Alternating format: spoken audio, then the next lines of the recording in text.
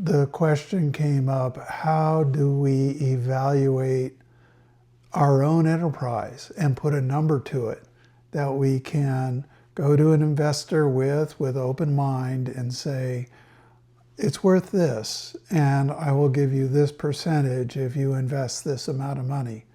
So what's that value? How do you reach that value? And what does it really mean? And what does it mean to various types of investors?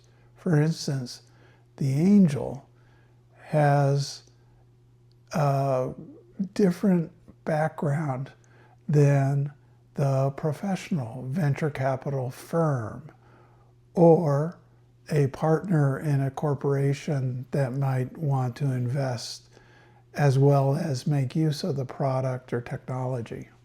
What they all have in common is that their decision will be based on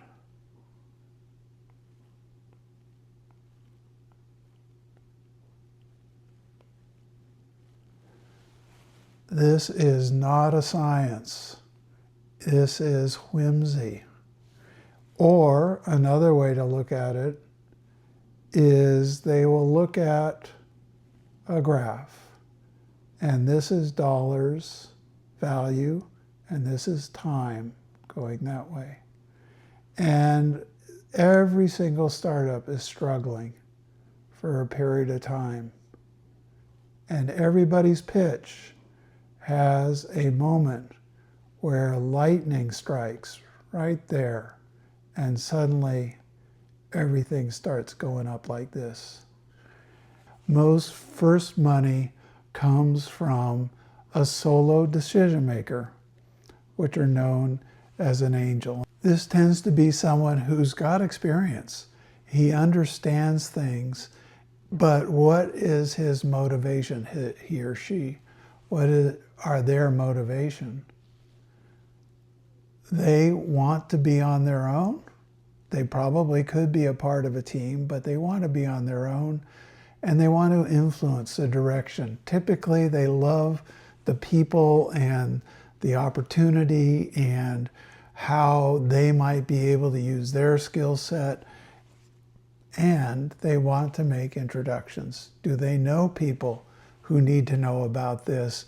That's a role they can play that's valuable on both sides.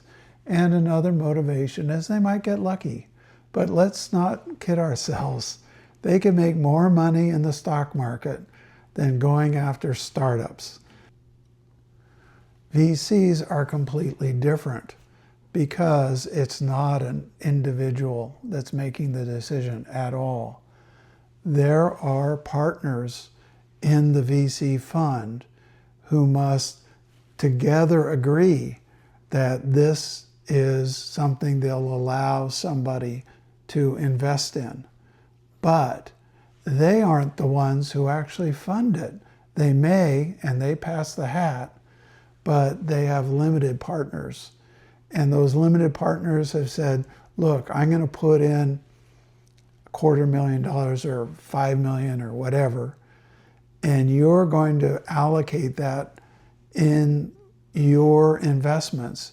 You're going to give me the opportunity to participate in those investments. And guess what? When something comes up, they get a cash call saying, hey, do you want to participate in this investment? We're going for it. And then that limited partner says, I'll write you a check. And that funnels into the amount that goes into that startup. Partnerships are a totally different game. And that is something where a corporate says there's value in what's being done here. I don't need to make money out of it, but I need my team to work with it to understand what it is. Or I need this kind of technology inside and I want to somehow take it, not just as a seat license. And these strategic relationships carry value beyond the purchase order. And so a couple of my experience has been, we developed a technology that worked on a remote device, and the question was, can we put it in the cloud? Somebody at a major corporation, it was Sun, said, we will build that. We need to do this. And so they built the prototype, the first MVP, and then gave it back to us. And so it was something where we didn't pay them to do that project. They didn't pay us for the rights, but in the end, we got the rights to be able to go sell it. There's all sorts of ways to skin the cat. But let's talk about attracting angels, since that's the most realistic starting point. The way to think of it is not in just one step. It's a series of steps, because these angels tend to be technical. They tend to know people, and they want to make a difference.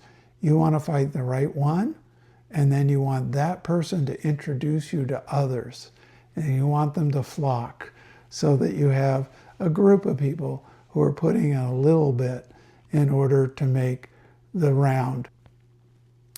And maybe all you need to show them is something like this. Say you've got QCam up here in the upper right quadrant of ease of setup going this way, and your live presence quality going that way.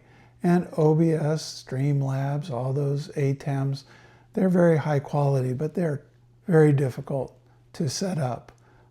Zoom and Microsoft Teams sit down here as being not so good quality and not that easy to set up. And then Loom and basic screen recording as being easy to set up, but not really very good quality. The idea is you want to be in that upper right-hand magic quadrant, and that may be all that you need to do with somebody who responds to a pitch like In a World of AI. If you believe the window is open for a platform that makes broadcast quality video accessible to everyone, QCam has this space. So I created a little seed stage valuation tool that I'll link into the description. Let's say we're doing QCam. And let's say that it is a creator economy product, and let's say we want to get $1 million. Okay, so let's get started. What stage? Are we in the idea stage? Nah. So we have some relevant, lots of it. Industry veterans with deep experience. Prior startup exit, not quite there. So, okay. But these are the issues that an angel will want to know about when it comes to the team. Okay, how big is your market? You know, everybody can have their own broadcast studio. That's a worldwide market. It's not niche. It's not even solid. It's huge. And so what's the current stage? It's just a pitch deck. Is it a clickable prototype or a mock-up? Do we have a working MVP? We have paying customers. We can say polished product. An angel will drill into what is it? Are you really MVP, or are you really a published product that, you know, is on a ramp? And so the traction. Are we getting real traction? Definitely have more than that. We have a wait list, active early users, early revenue. And this says less than $1,000 a month, monthly run rate. Let's say that's it. And in other words, we're beyond just beta testing. We're actually out there generating revenue. And what does this look like? Is it crowded? Is there clear differentiating? Or are we creating a brand new category? It's not something where we're saying there are 3 other people out there who are doing what we're doing. So here comes your valuation. And this is taking into account 2 different methods. One method here is called the scorecard, and another method is called Berkus. And the recommendation here is not for what we would call a venture round. It's a convertible note into a future round. In other words, you don't set a price. you set an amount that they're willing to pay into a future round where the price is set by a professional venture firm. They get that note in exchange for their money. You put that money into work, but at some future date, you go for a venture round where a professional group goes and evaluates your venture, sets a price, and now the price they set is a price that all these people agree that their money will be valued at as part of that round. So this valuation uses what's called a SAFE, which is a simple agreement for future equity. And unlike a convertible note, there's no deadline. It's much more friendly towards everybody involved. There's no maturity date or interest or conversion triggers. They convert into equity during a priced financial round, such as a Series A, where the value of the company is determined in some way, and that's typically by a professional venture fund. One final note. Maybe you don't take money at all. Maybe what you really want is more sales. And that is, maybe you find a partner, and in one of my situations, there was a company that wanted to buy because the founder was worth it to them. Do you want to be a millionaire? That was the question. I'll buy you for $1 million. I'll buy your company. You can do what you're doing, but I want you on my team. That founder basically said, I'll tell you what. What if I give you a permanent enterprise-wide into perpetuity license source code for all my software, and you pay me $250,000 now, I'll start my company and you get everything that I've got. So that the company did not invest and own the software startup, but the software startup got the money in order to build its business, and they eventually went on and sold at a much higher price.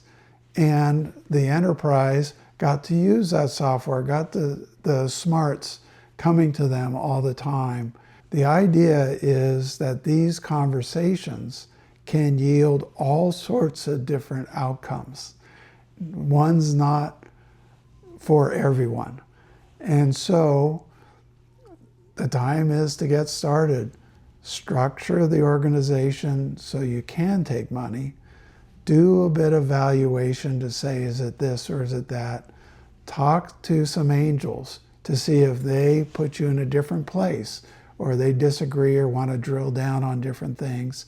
And you're able to then get a picture of what that valuation is. And you would want to be introduced to people who might become partners, people who might become VCs.